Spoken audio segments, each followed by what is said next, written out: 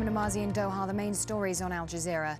Most Pakistanis now see the US as the country's biggest threat ahead of India and the Taliban. That's the finding of a public opinion poll commissioned by Al Jazeera, and nearly 70% of those who were surveyed say they oppose US drone attacks on Pakistani soil. A deal to end months of political instability in Madagascar has been reached. Rival leaders meeting in Mozambique have agreed on a transitional government that will usher in new elections within the next 15 months. Harry Mutasa has more from Maputo in Mozambique, where the deal was clinched.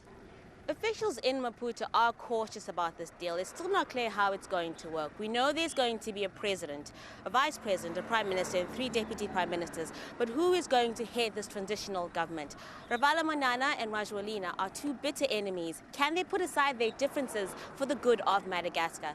There was pressure from the Southern African development community as well as the international community to get these 2 men together at the table and come to some kind of agreement. The international community had imposed sanctions on Madagascar.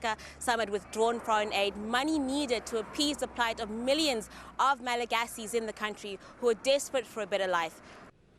Indonesian police sources have told Al Jazeera that the man killed during a 17-hour-long gun battle in Java on Saturday may not be Nordin Muhammad Top. The sources say the victims of the siege were in fact close associates of Nordin, who's accused of masterminding a string of deadly bombings.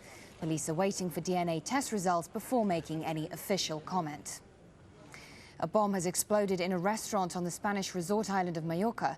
It's not clear if there are any casualties. Spanish media is reporting the restaurant was evacuated after the Basque separatist group ETA called up to warn of the attack.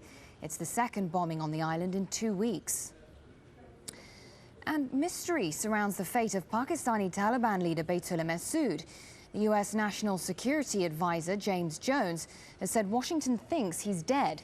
The Pakistani government believes he was killed in an airstrike on Wednesday, but the Pakistani Taliban has denied this. Well, you can find the latest on all those stories and more at aljazeera.net/English.